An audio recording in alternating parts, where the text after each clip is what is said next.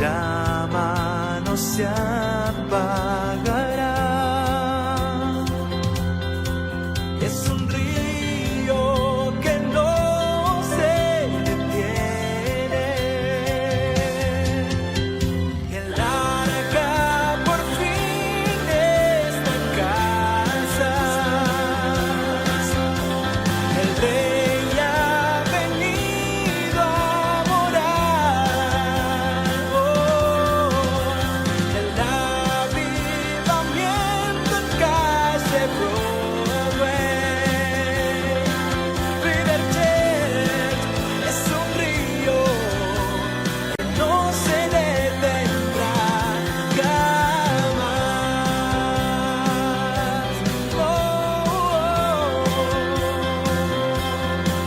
River Church es un río que no se detendrá jamás.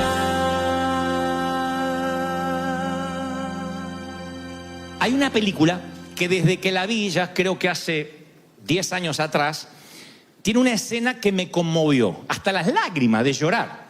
La película es de la factoría de Disney, es una de las mejores a mi criterio, la que siempre recomiendo, se llama The Kid, El Kid, o Mi encuentro conmigo en su versión en español, interpretada por Bruce Willis, que él es un asesor de imagen, muy apático, muy ecuánime, y se encuentra en un momento con un niñito gordito de unos 8 años y no sabe de dónde ese niño apareció en su casa, misteriosamente. Tardará en descubrir que ese niño es él mismo cuando era chico, que de un viaje en el tiempo, desde el pasado, viene a encontrarse con su otro yo cuando ya es grande. Detesta que ese niño haya sido él. Él le dirá en varios momentos de la película: te olvidé simplemente porque eras un gordo perdedor.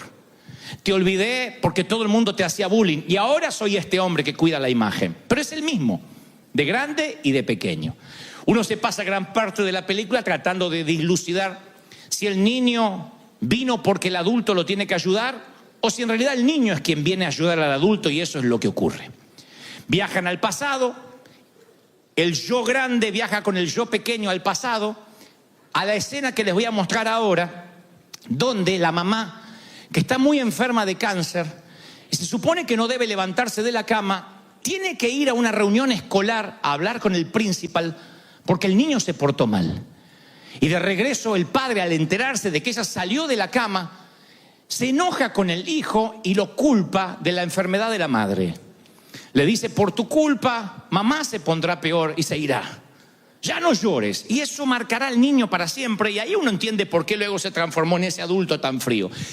El yo adulto contempla todo desde lejos, pero no por eso se pierde los detalles. Y van a notar que el niño a cada rato dice: tengo tu tornillo, papá. Tengo tu tornillo, papá. Tengo tu tornillo, papá. Esa es una frase que repite una y otra vez porque el día anterior ayudó a su papá a armar un motor, se le cayó un tornillo y lo guardó en el bolsillo, pensando que cuando las cosas se pusieran feas con papá, él se ganaría su aprobación devolviéndole el tornillo perdido. Pero el padre no quiere oír sobre el tornillo. El padre lo culpará. Y eso cambiará su vida para el resto de su existencia. Y hace muchos años pude dilucidar por qué la película me tocaba tanto y por qué conmovía fibras tan sensibles mías. Y es que mis padres, cuando yo tenía unos 6 años y no conocíamos a Cristo todavía, tuvieron una discusión que yo oí por accidente. Mamá estuvo enferma de cáncer desde mi nacimiento. A decir verdad, le descubrieron su enfermedad cuando estaba embarazada. Y se debatieron los médicos en abortar al niño, o sea, a este servidor, o correr el riesgo de que ella bien pudiera morir durante el lapso de que estuviese embarazada o bien cuando estuviera pariendo. Mamá siguió adelante, pero parece que el embarazo complicó su enfermedad, o por lo menos era lo que papá creía y dijo en esa discusión. Convengamos, papá estaba absolutamente ebrio, borracho, el cáncer había llegado para complicarlo todo, y yo recuerdo que papá en la discusión le dice: si no hubiésemos tenido a Dante, a lo mejor ahora estaría sana. Él fue, porque quisiste tenerlo, y ya teníamos 3 hijos, y quisiste tenerlo, Y ella le dijo algo así como: no te permito que hables así del chiquito. Y él dijo: no me importa, porque si te mueres, ¿qué hago yo con el chiquito? Eso era lo que más o menos yo escuché. Y a partir de ese entonces, una sensación se me grabó en el alma, sin saberlo. Con 5 o 6 años, yo sé ahora que hay ciertos temores que son grabados en el alma cuando uno es pequeño. Llegué a la conclusión que las viejas heridas tienen una gran memoria, una memoria profunda. Y si bien los recuerdos, los malos y buenos recuerdos a veces se mantienen frescos y vívidos, también el cerebro tiene un recurso especialmente cableado por Dios, un recurso cognitivo que hace que olvidemos ciertas partes para evitarnos el dolor, pero otras quedan grabadas a fuego y no quedan grabadas de la manera que deberían hacerlo. Entonces, cuando yo veía esta película, recordé qué fue lo que a mí me pasó interiormente. Yo sentí que a partir de ese momento me había dado cuenta que papá no me quería, que yo era un estorbo, incluso para mamá, que aunque no lo quería reconocer, el haberme traído al mundo había acentuado la enfermedad. Claro que el cáncer yo no lo había provocado, por cierto, pero yo sí lo interpreté de esa manera. Vieron que el niño, el pequeño actor dice: tengo tu tornillo, papá, tengo tu tornillo, papá. El padre no quiere oír del tornillo, pero él tiene el tornillo en el bolsillo pensando que eso hará que se gane la aprobación de su papá. A mí me pasó algo similar, de querer ganarme siempre la aprobación de papá a partir de ese momento. Siempre que papá decía: a ver quién corta el pasto, yo iba corriendo y lo cortaba primero y más rápido para que me ame más que a mis hermanos. Cuando se trataba de ayudar a papá a desarmar el auto, el alternador, las bujías, eso que hacían los padres de antes con los autos viejos, yo estaba ahí, no mi hermano. Y aunque era torpe, y aunque odiaba y detestaba ensuciarme las manos con grasa, yo quería ganarme la aprobación de mi papá. Inconscientemente yo también estaba diciendo: tengo tu tornillo, de modo que eso fuera la forma de yo pudiera acercarme a su corazón. Le pasa a gran variedad de niños. Te ha pasado a ti seguramente, nada más que no lo recuerdas. Pero a veces los niños se sienten culpables, personalizan situaciones que nada tienen que ver con ellos. Por ejemplo, un matrimonio llega a su fin y lo más probable es que el niño diga: tal vez papá se fue de casa porque yo nunca acomodaba mi cuarto. Y siempre me decía: ordena tu cuarto, ordena tu cuarto. Por eso se hartó y abandonó a mamá y me dejó a mí. Luego te das cuenta cuando vas creciendo que un hombre no se va porque el hijo no acomoda el cuarto. Pero para cuando lo entiendes, algo quedó marcado, una sensación de angustia, una sensación de no ser amado quedó marcado en tu interior. Así como alguien piensa que el papá se fue porque él no acomodaba el cuarto, hay otros que creen que la mamá se fue de la casa porque o se buscó otro novio porque tú no ayudabas con los quehaceres de la casa. Y vivimos pensando: ¿qué hice? ¿Qué pude haber hecho? Tiene que haber sido mi culpa. Mi padre estaba muy dolido por la enfermedad de mi mamá. Y yo me acuerdo que aquella vez, cuando él salió de discutir de la habitación, de la recámara con mi mamá, me cruzó y borracho, no estaba consciente, pero yo sentí que me miró con odio. Es un tema resuelto. Ustedes conocieron a mi papá, yo lo amo, es un dulce, está así de parecerse al Papa Francisco. Pero estoy hablando de cuando no conocíamos a Cristo. Y él me miró con esa mirada de odio que yo pude identificar, atando los cabos con lo que había escuchado por error, que no me quería, que yo era un intruso en la casa. Yo lo amaba. Y como amaba a mi padre, yo pensé: no puede estar él equivocado. Hay algo terrible en mí. Hay algo que él ve, él no puede estar equivocado. Y entonces yo decidí que nunca más permitiría que alguien se acerque a mí lo suficiente como para ver lo que mi papá había visto en mí. Me costó años de psicoanálisis con el Espíritu Santo esto, Pero yo decía: nunca más nadie se va a acercar profundamente a mí. Trataré de que nadie construya un puente hacia mi corazón para que no descubran que soy una mala persona. Lo pensé a los 6 años. ¿Qué mala persona puedo ser a los 6? Pero yo pensé: no quiero que nadie me conozca. Y terminé en un ostracismo. Terminé, imagino que casi en un semiautismo inducido, si se me permite el término. Dejé de hablar, si hablaba poco, hablaba menos. Yo no quería que me conocieran, no quería que vinieran compañeritos a casa, en los cumpleaños yo no quería a nadie. Tenía miedo de que conocieran que yo era un fraude. No quería ver esa mirada que vi en papá en ninguna otra persona. Por eso yo llamé a este mensaje, está bien que no estés bien. Está bien que no estés bien. Ese es el título del mensaje. Porque para aquel entonces yo pensé que estaba mal sentirte mal, que había que demostrar que uno estaba bien. Por eso quiero que nunca se olviden este título. Está bien que no estés bien. Yo no me permití nunca más no estar bien. Dije, yo tengo que reírme, yo tengo que estar bien y que nadie fundamentalmente me conozca como yo soy. Traté de ocultar los sentimientos. Esta estrategia de que nadie me conociera no solo afectó mi relación con el resto de la gente, sino que afectó mi relación con Dios. Uno tiende a ver a Dios de la manera que veo a su papá. La relación que tenemos con nuestro padre o la falta de padre es la manera que uno también tiende a relacionarse con Dios. Por eso hay toda una generación que le cuesta ver a un Dios de la gracia. Porque tuvo un papá terrenal que siempre nos decía las cosas malas, era la manera de criarnos. Ignorancia, falta de instrucción, de pedagogía, quién sabe.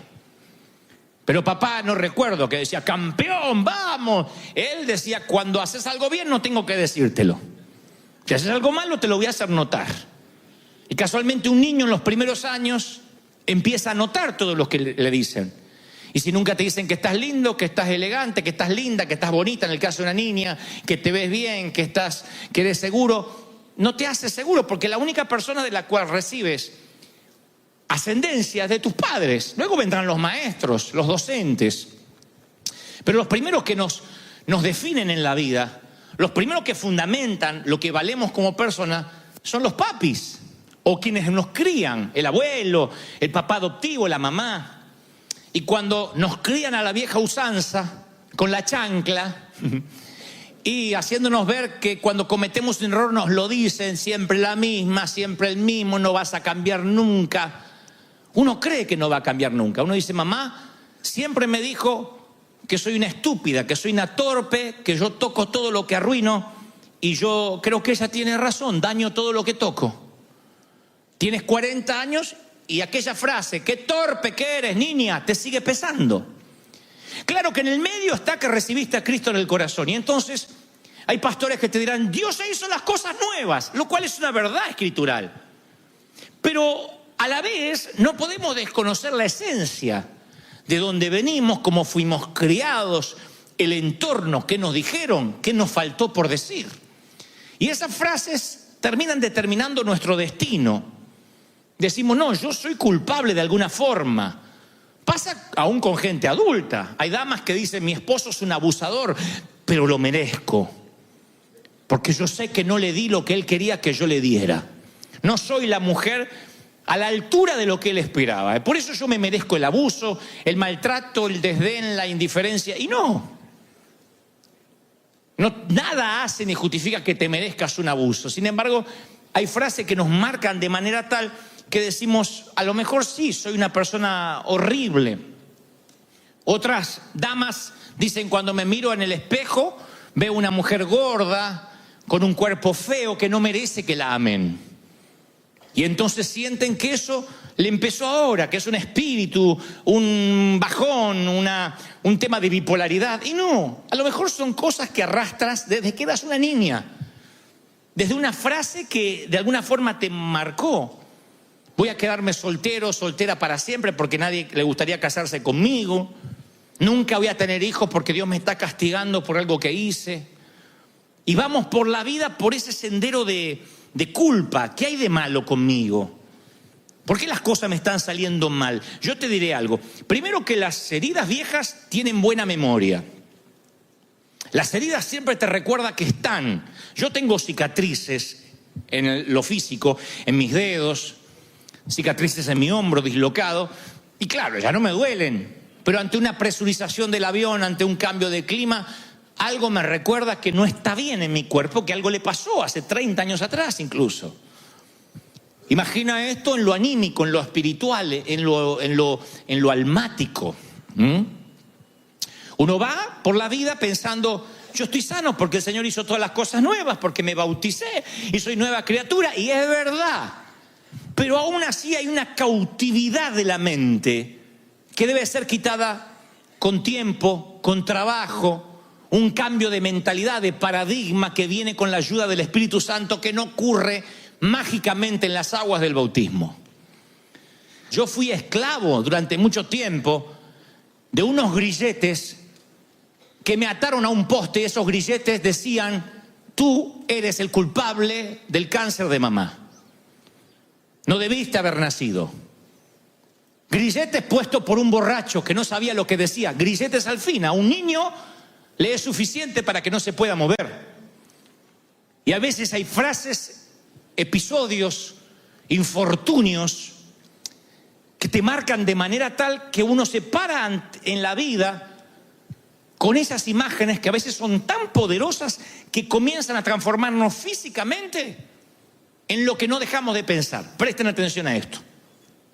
Así como yo digo siempre que el corazón alegre, bueno, no lo digo yo, lo dice la Escritura, pero lo repito, que el corazón alegre hermosea el rostro, así yo también creo que un corazón amarrado con un chaleco de fuerza psicológico por algo que te pasó, te hace el rostro adusto, te hace el ceño fruncido, te arruga antes de tiempo, te cansa más de lo esperado, porque estás pensando todo el tiempo y afecta hasta tu físico. Lo dice la Biblia, tengo base bíblica para que ustedes tengan en cuenta de que esto no es un invento mío.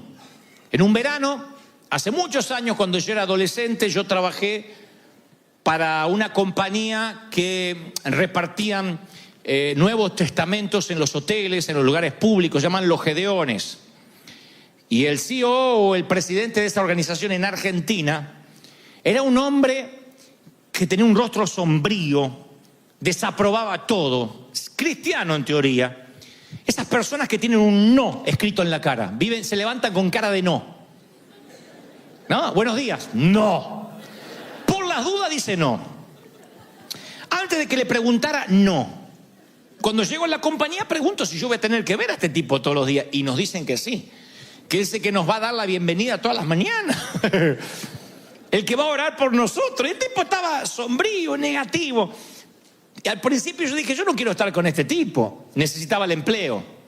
Pero a medida que fueron pasando los días en aquel verano, yo fui cambiando mi corazón hacia el hombre, porque yo observaba como sus manos torcidas y dobladas debido a la artritis le impedían tomar una taza, agarrar un lápiz.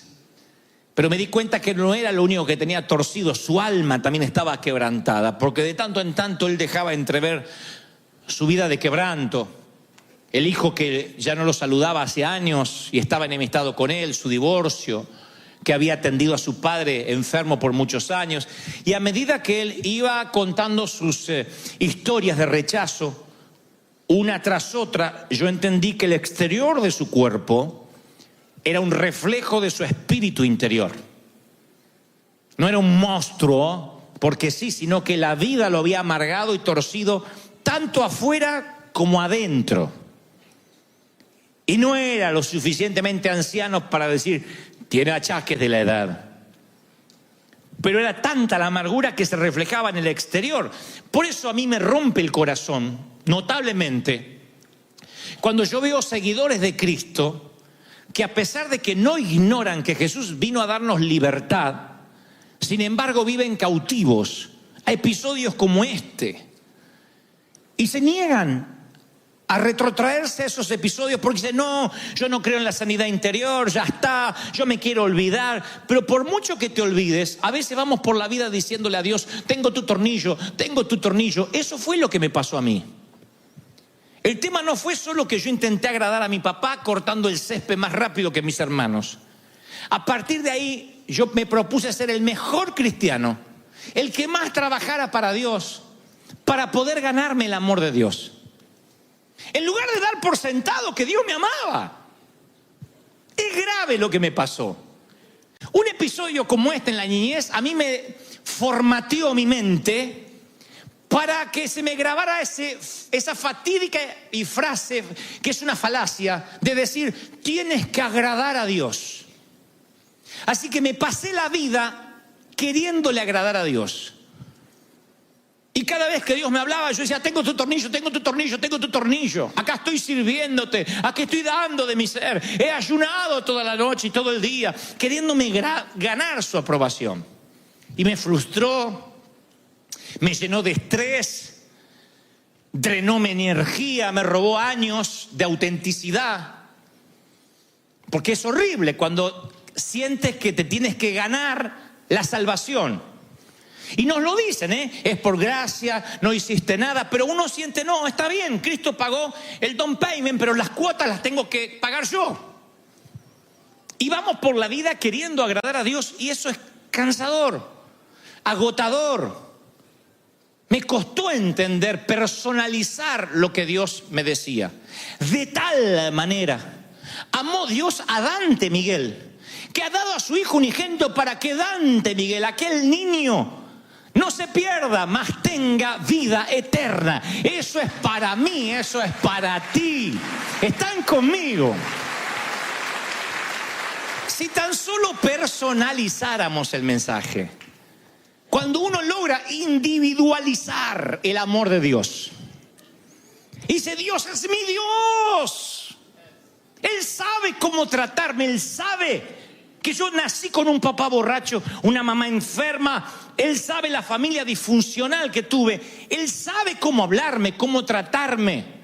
Él sabía que Abraham no resistiría, Moisés no resistiría lo mismo que Abraham. Que Moisés tenía una estructura emocional diferente a Abraham, que pudo y no dudó en sacrificar a su hijo, casi sacrificarlo. Él sabía que Jacob necesitaba un trato rompemuslo, trato de chancla.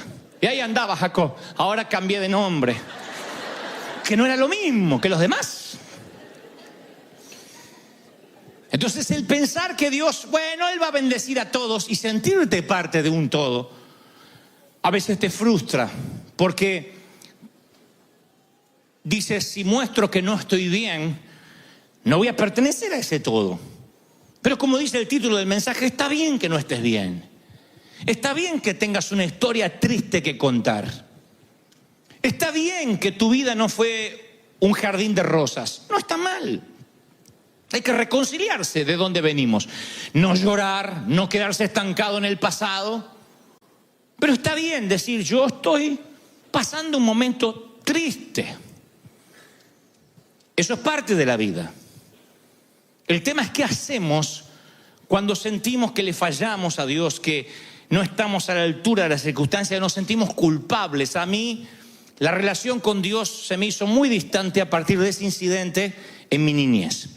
Génesis 3:8 dice, con el viento de la tarde, el hombre y su esposa, Adán y Eva, oyeron que Dios venía por el jardín y corrieron a esconderse entre los árboles. Nunca habían dicho la palabra esconderse. Esconderse no estaba en el vocabulario edénico. Pero en ese momento, cuando pecaron, se percataron de su desnudez y sintieron una nueva emoción. Nunca la habían sentido antes, vergüenza. Ellos andaban desnudos, como los animales, y no tenían vergüenza. Pero de pronto se despertó una emoción nueva que Dios no les había dado. No había un sistema mental para esa emoción, que fue el sentirse desnudo y sentir vergüenza. Entonces voy a aclarar esto y ahora conectamos con esto que le hablaba de la niñez. La diferencia entre vergüenza y culpa, aunque parecen similares, son nada más que primas hermanas, pero no son hermanas. La vergüenza y la culpa. Nos sentimos culpables por lo que hacemos, pero sentimos vergüenza por lo que somos. Eso es una diferencia abismal y lo diré otra vez. Nos sentimos culpables por lo que hacemos y medianamente eso tiene solución. Por ejemplo, metes la pata, haces una cosa que no debiste hacer. Bueno, pides perdón, tratas de enmendar, restituir. te sientes culpable por lo que hiciste. Pero cuando sientes vergüenza por lo que eres, ¿cómo lo arreglas? Yo me sentí a los 6 años, al principio, culpable por la enfermedad de mamá. Gran parte de mi adolescencia sentí vergüenza por lo que yo era. Y eso no lo podía arreglar en las aguas del bautismo. Yo no me paraba seguro ante la gente, ni hubiese soñado, ni en 1.000.000 de años, inspirar a otros. Nunca. Porque yo me sentía avergonzado de lo que yo era. Y eso es lo que el Señor trata de erradicar de nosotros. Porque a partir de estos incidentes vamos por la vida sintiéndonos que no damos la talla, que ni Dios nos debe amar, que nos soporta porque Cristo se le pone en el medio y dice, no lo mates, Dios. Nos dijeron eso. Que con todo gusto Dios te liquidaría, pero Cristo se le interpone y le muestra las marcas y dice, no, morí por él. Está bien, ya te voy a agarrar. Esa es la imagen que tenemos mental. Nos olvidamos que de tal manera que Dios te amó. No porque Cristo vino a la cruz, te amó antes de Cristo. No es que si no ve, él te amó después de Cristo y te ve a través de Cristo porque si no, no te puede ver. No, Él de tal manera Dios te amó antes de que viniera su Hijo. Por eso lo mandó al Hijo, te amó antes. ¿Estoy siendo claro o no estoy siendo claro? ¿Sí? Miren esta reflexión que se rieron, no sé por qué en el primer servicio, espero que ustedes sean más serios. La vergüenza se parece mucho al colesterol. Bien. Son más serios que el servicio anterior. ¿Por qué pienso que la vergüenza y el colesterol se parecen en algún punto? Porque la vergüenza llega a nuestras vidas de 2 formas. La buena y la mala. Hay una vergüenza buena, la que te hace que te vistas. No queremos ver lo que hay debajo. Que te pongas una faja que apriete al hombre fuerte. O a la vieja mujer. Que te lave los dientes por amor al prójimo. Me da vergüenza no lavarme los dientes. Que te pongas desodorante, por favor. Eso no es unción, es sudor. Esa es la vergüenza buena. En términos espirituales, la vergüenza de, ay, metí la pata con Dios. Qué mal me siento, quiero arreglar las cosas con Él. La vergüenza que viene con la convicción del pecado del Espíritu Santo. Y después está el colesterol malo, la vergüenza mala que tapa las arterias espirituales y provocan un infarto en el corazón. La vergüenza que no te deja acercarte a Dios, la que obstruye las arterias. Esa sensación de vergüenza, ese instinto edénico que viene desde el huerto. ¿Qué creen ustedes que hubiese pasado si después de pecar Adán y Eva corren a los pies del Maestro? Hubiesen corrido a los pies de Dios. Pecamos, desnudos como estaban. Le confiesan, abren su corazón y piden piedad, conociendo al Dios de gracia que conocemos hoy. Porque algunos creen que en el viejo pacto Dios era un Dios malhumorado y que se ablandó entre Malaquías y Mateo. Es el mismo Dios. Si hubiesen corrido a los pies de Dios, ¿qué hubiese pasado en el huerto? Bueno, la hipótesis es que tal vez Dios los perdone. Otros dicen, no, tenía que pasar lo que pasó. Lo que sea. Conociendo a Dios. ¿Por qué conozco a Dios? Porque yo siempre le repito a mis hijos, a nuestros hijos le repetimos esto. Cuanto más grande sea el lío que hayas hecho, más rápido corre hacia nosotros. Más rápido. Metiste la pata, rápido. A papá y a mamá, rápido. Cuanto más grande sea el lío. No hay algo así como, hasta tal lío, ven a casa. Después, si me vas a traer problemas con la policía, no me llames.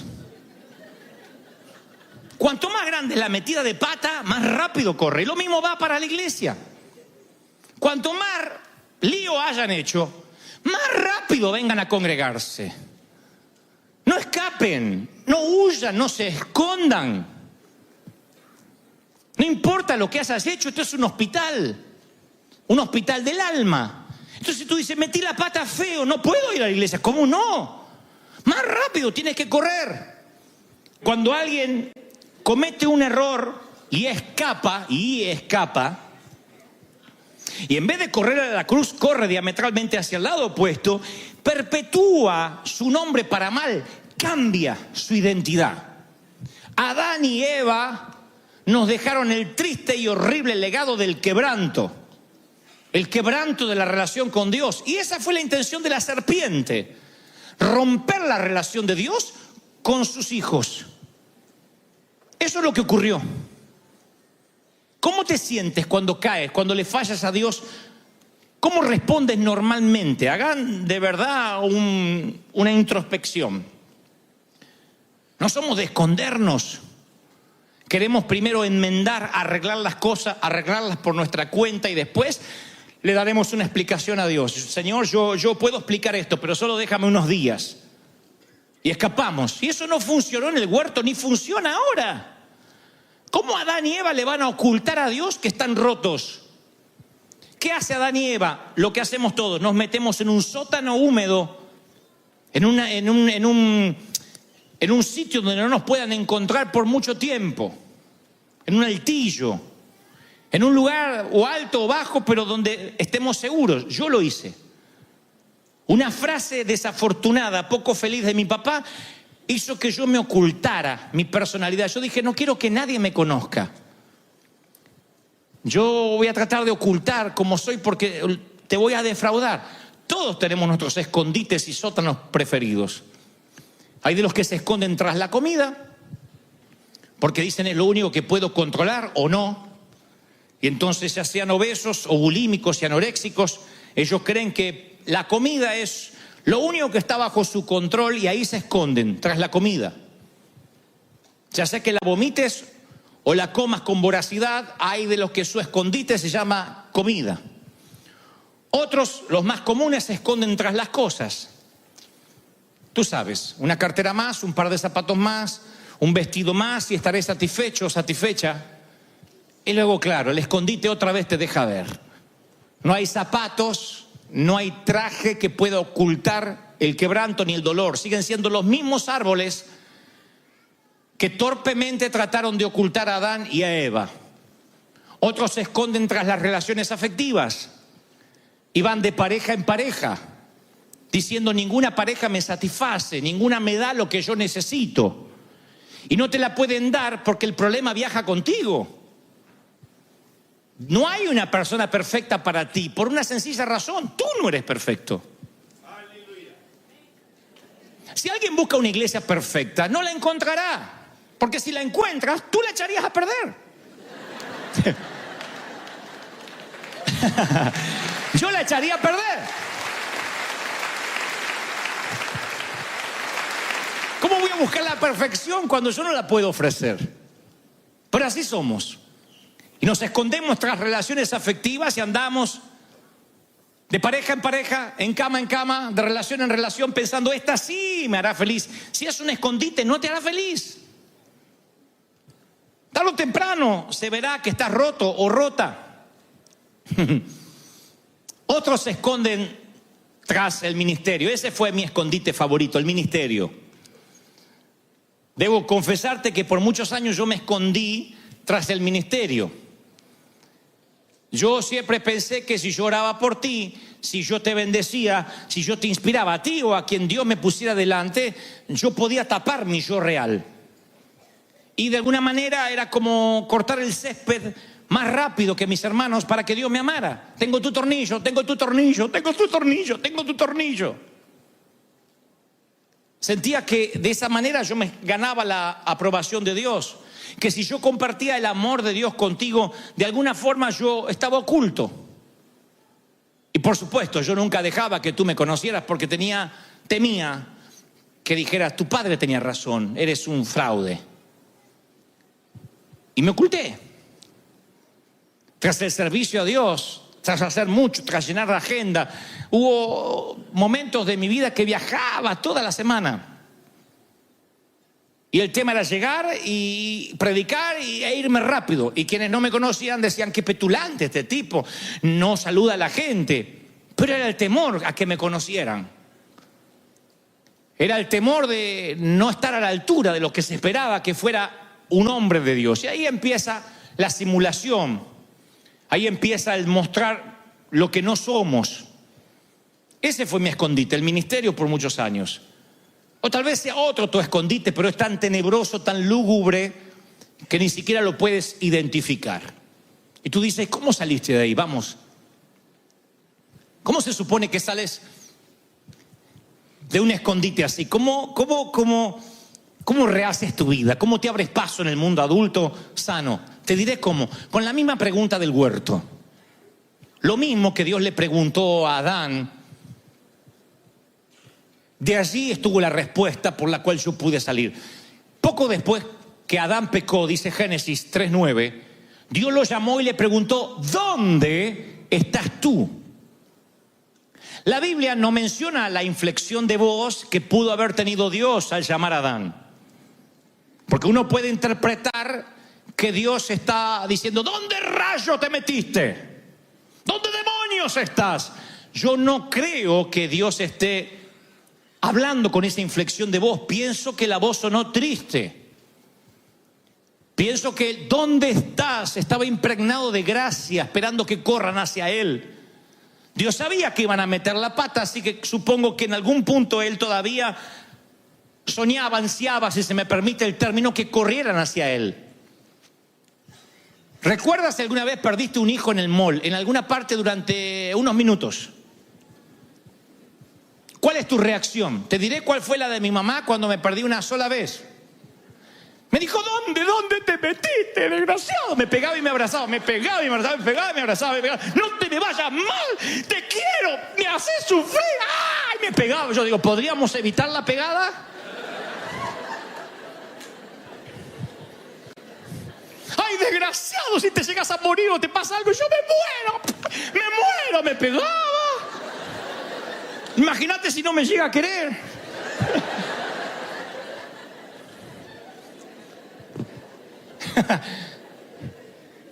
Aquí Dios no les quería pegar, porque a diferencia de mamá, que no tenía la menor idea de dónde yo estaba, Él sí sabía dónde estaba. Pero les hace una pregunta retórica. No espera una respuesta. No se olvidó Dios cómo diseñó el huerto y ahora no recuerda en ese sinfín de árboles dónde están. Te dice, ¿dónde está? Pero no pregunta, ¿por qué te escondes? Siempre nos parece que el Señor preguntó, ¿por qué te escondes? Por la respuesta que da Adán. Adán responde algo que no le está preguntando Dios. Tú estás respondiéndole algo a Dios que no te está preguntando. Porque cuando Dios ve la vida que llevaste o lo que te pasó, conoce tus escondites. ¿Dónde te ocultas para que no te duelas? Las relaciones, el alcohol, qué sé yo, el sexo. Él conoce. Cuando te dice ¿dónde estás?, no espera una respuesta de por qué estás haciendo lo que haces. Es una invitación a salir del escondite. ¿No recuerdan cuando jugábamos al escondite, a las escondidas? ¿Dónde están? ¡Salgan! La invitación es sal. Donde quiera que estés, sal. Sigo siendo el Dios del huerto y sigue siendo mi hijo. Cuanto más grande sea la metida de pata, por Dios, corre hacia mí. ¿Dónde estás? Y Adán interpreta que le preguntan ¿por qué? Le está preguntando ¿dónde? Y es muy revelador lo que contesta Adán. Él dice, oí tu voz y tuve miedo porque estaba desnudo y me escondí. No te pregunté por qué, ¿dónde? La pregunta sigue hoy firme. ¿Dónde te escondes? Sal. No, pero lo que pasa es que de pequeño me abandonaron. No me digas el por qué. Yo estuve ahí, dice el Señor. Yo te vi, conozco tu sufrir. ¿Dónde? No, pero te voy a explicar el por qué. ¿Dónde? No el por qué. Oí tu voz, tuve miedo, sentí vergüenza y me escondí. Ahí está el colesterol malo. La vergüenza mala. Ahí te das cuenta que la vergüenza mala tiene una voz más convincente que la del propio Dios. La vergüenza mala tiene una voz más potente y convincente que el mismo Dios cuando la dejas crecer. La sangre de Cristo quiere fluir y la vergüenza mala tapa las arterias. No, Te amo, no. Te amo, no, tú no me estás amando. Sí, no, tú no me puedes amar. Déjame que te explique, no me expliques. Es increíble que esto nos ocurre a nosotros. A mí muchas veces Dios me pregunta, ¿dónde te escondes, Dante? Y yo todavía sigo dando los por qué. Y hay que entrenar nuestros corazones para que escuchen el amor de Dios por encima de nuestra vergüenza. Adán y Eva no pudieron disimular su vano intento de esconderse. El quebranto era evidente en su rostro. Ahora estaban agachados detrás de los árboles con rostros torcidos del dolor y del miedo. Y a partir de ahí empezaron a aparentar. Hasta la fecha. Una vez fui a un congreso, hace muchos años, unos congresos de predicadores, había muchos gringos. Y yo me sentí, en ese entonces yo tenía el multiúnico traje azul que planchaba en los hoteles y me quedaba brilloso. Y yo decía, tengo un traje tornasolado. Pero era de lo viejo que estaba. Y cuando fui a predicar ese congreso, unos predicadores, unas ropas, unos diseñadores, y había uno de los, no diré cuál porque al cabo no importa, que era un rockstar. El tipo era, cuando no caminaba, levitaba el tipo así. ¡Oh! Tenía todo. Si se podía poner aretes, se los ponía, pero quedaba feo. Pero se ponía todo. Corbata así grandota, traje rayado a lo mafioso. Todo era de calidad. Y yo prediqué ese día, hablé de las heridas del alma. Y hablé de la arena del desierto de la vida que a veces se nos mete y nos lastima. Y veía a este hombre que estaba con todo su bagaje de cosas, que lloraba. Y después nos fuimos a un sitio en privado a tomar algo y se saca su Rolex de oro. Me dice, Dante. Yo dije, ahora me lo da y me muero. No predico otra cosa que no sea las heridas del alma por el resto de mi vida. Se saca el Rolex así y me muestra que tenía las marcas de un intento fallido de suicidio. Le digo, ¿de cuándo? Pensando que era de algo de cuando no conocía a Dios. Me dice, no, hace relativamente poco. Tengo bajones anímicos, nadie sabe. Estas son mis heridas, ¿ves? Nada más que en lugar de acudir al mantel de la gracia, él tapaba elegantemente con un Rolex que estaba roto. Yo dije, ¿cómo se puede ocultar el quebranto con tanta elegancia? Con peinados ostentosos, con botox, con operaciones. Puedes tratar de retrasar un poco el tiempo, pero nunca podrás ocultar el dolor. Nunca. Lo único que puede tapar el dolor es la gracia, la sangre de Cristo. Lo demás son cosas, son escondites baratos, sótanos húmedos. Te hartarás de estar allí. Una casa propia, una green card, una ciudadanía no te sanará.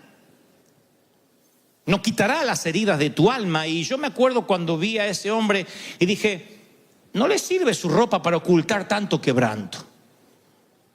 Y es lo mismo que piensa Dios cuando ve el patético intento de Adán y Eva de taparse con unas hojas, que era lo más grande que encontraron.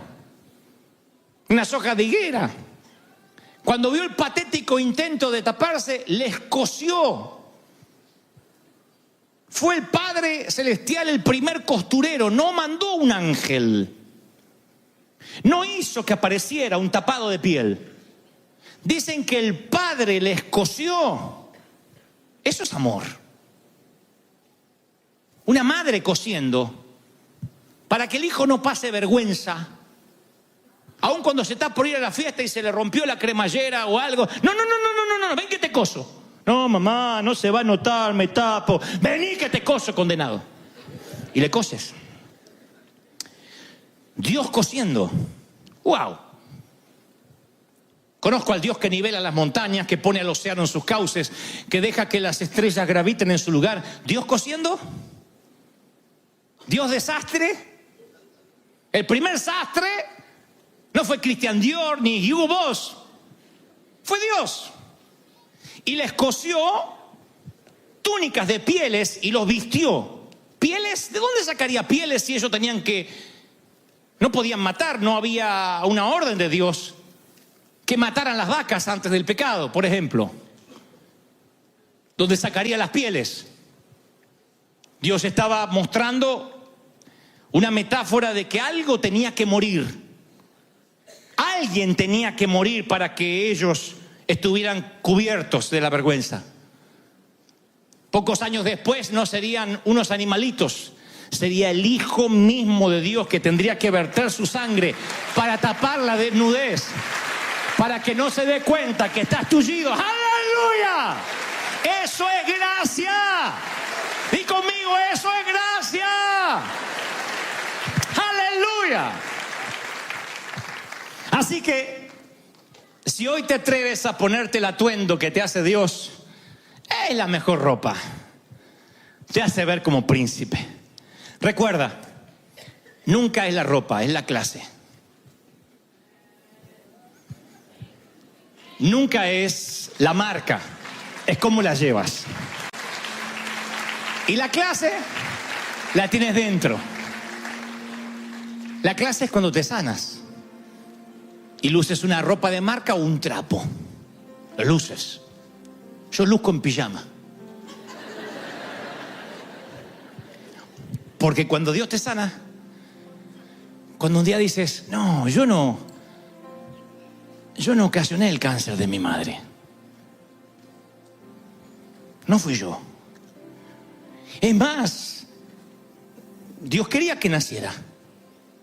Dios hizo que naciera. Y si no hubiese sido por ese cáncer, los Goebbels no hubiésemos conocido a Dios. Y yo hoy no los estaría inspirando a ustedes. Encontré el propósito. Es como ver un tamiz maravilloso y detrás los hilos entretejidos. Nada más que toda la vida yo estuve mirando los hilos. Hasta que un día me di vuelta y de frente había un tamiz perfectamente diseñado. Es como veas la vida y de qué lado te pongas para ver tu propia vida. Yo puedo contarte historias tristes mías toda la mañana y que todo el mundo llore si me quedo de este lado de los hilos.